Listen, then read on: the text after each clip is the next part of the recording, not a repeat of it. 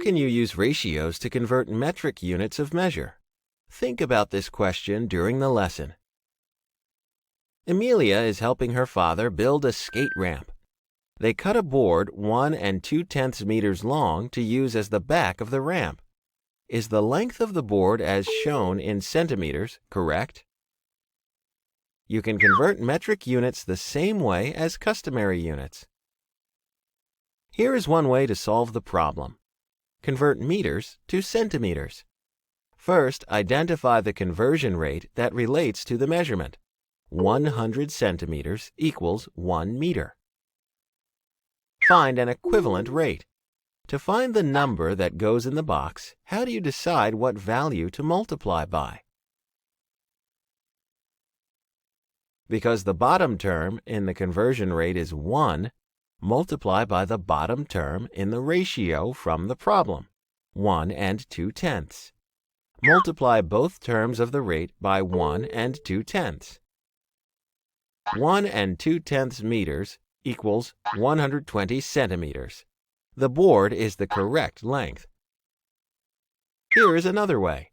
Convert meters to centimeters using dimensional analysis. Multiply by the conversion factor that relates to the measure. What conversion factor should you use? Select your answer.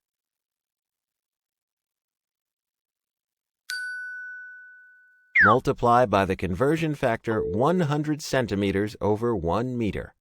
Remember to take out the common units.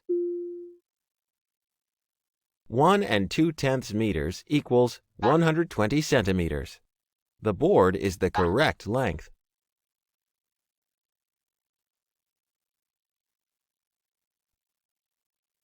What is similar and different about the two ways to convert units? The first method uses equivalent rates, while the second method uses dimensional analysis. However, both methods end up using the same calculation of 1 2/10 times 100 to find the number of centimeters in 1 2/10 meters. Now you know how you can use ratios to convert metric units of measure.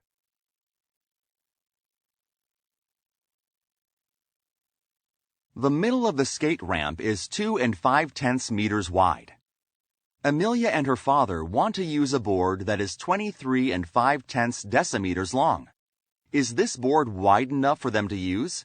Convert the decimeters to meters to explain.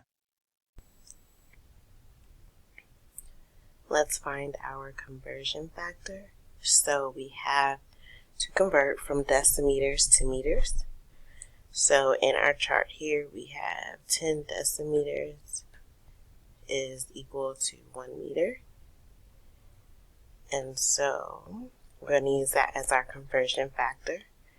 And so we have to, we take the 23 5/10 decimeters, and we're going to multiply that by our conversion factor. And I want meters as my final measurement, so that's going to be on the top, and my 10 decimeters are going to be at the bottom. And then I'm going to divide out my decimeters so that I'm left with meters, and then multiply the 23 5/10 and 1 meter, and that becomes 23 5/10 over 10, and that's going to be meters. And then when we divide the 23 5/10 meters by 10, we're going to get 2 35/100 meters. And then the question is this board wide enough for them to use? And the answer would be that the 2 35/100 is not wide enough, so they won't be able to use that board. Raji poured 150 liters of water into an aquarium. How much more water does Raji need to fill the aquarium? One way to answer that question is to use an equivalent rate. So the equivalent rate is that 1 hectoliter is equal to 100 liters. So they use that equivalent rate, and then we multiply that by the 2 2/10 hectoliters total capacity of the tank, the aquarium. And when you multiply, you get 2 2/10 hectoliters and 220 liters, and then you subtract the 220 liters by the 150 liters of water that was poured into the aquarium, and you get 70 liters. So subtracting that 150 liters from the capacity of the aquarium, he would need 70 more liters of water to fill it. Another way is the dimensional analysis, and we've been seeing this throughout this lesson as well as the previous lesson from 5-8. You multiply the rate by the conversion factor, you divide out the measurement you don't need, and then you go ahead and multiply that straight across, and you get the 220 liters, and then you still have to subtract that by the amount of water he poured into the aquarium, and you still get the same ending that he needs 70 more liters of water to fill the tank. Lyle has a bowl that contains 8/10 kilogram of salt. He uses a spoon to remove 850 centigrams of salt. How much salt in centigrams remains? Okay, so let's complete this little activity. You're going to look at the different conversion factors that he needs and the conversion factors that he does not need. So let's look and see. So it says we want kilograms and centigrams. So we don't need decigrams to grams, so that's going to be in the not needed. Let's see, 1 kilogram to grams, we should need that. And then grams to centigrams, we would need that because they want to know in centigrams he would need. And then we shouldn't need the milligrams to grams, we don't need hectogram to grams, and we don't need the decagrams to grams. So let's look at the steps. Step 1, calculate the conversion rate of the kilograms to centigrams. So we have the kilograms to centigrams. We would first have to, kilograms to grams first. And then you get your, you multiply that by the conversion rate of the centigram. Where is it? 100 centigrams to grams. And so you multiply by the 1,000 grams because that's what we need to divide out. And so we have 1,000 times 100. And then we have 100,000 centigrams. And now step 2 would be to take the kilograms and now convert them to the centigrams.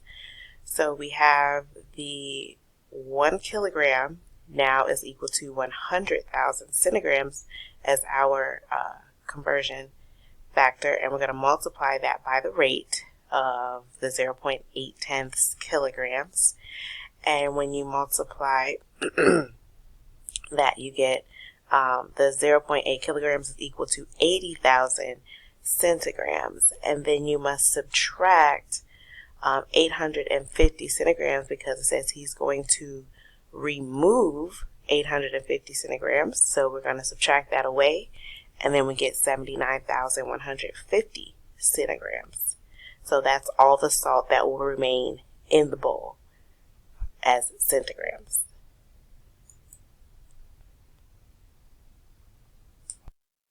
To make violet paint, Iris mixes 25/100ths liter of red paint, 25/100ths liter of blue paint, and 4 5/10 centiliters of white paint. How many centiliters of paint are in the mixture? First, we find our conversion factor, and that would be, let's see, we want centiliters, and we started with liters.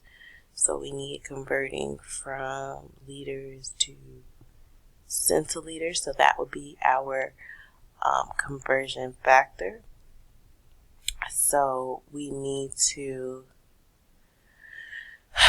convert the liters to centiliters. So we have the red paint is 0 25/100ths liters. And we're going to multiply that by, we want centiliters, so it's going to be 100 centiliters over 1 liter. We're going to divide out the liter. So we're left with 0 25/100ths times 100, which would equal 25 centiliters for the red paint. And then we also have to convert the blue paint. So we're going to look at converting the 0, well, it's the same amount as the red paint actually. So it's going to be the same 25 centiliters. So that's going to be for red and blue is 25 centiliters. And then the 4 5/10 centiliters of white paint. So how many centiliters, which is what they're asking, we would then now just add all of them together. So 25 plus 25 plus the 4 5/10 centiliters. If we add them all together, we get 54 5/10 centiliters of paint in that mixture.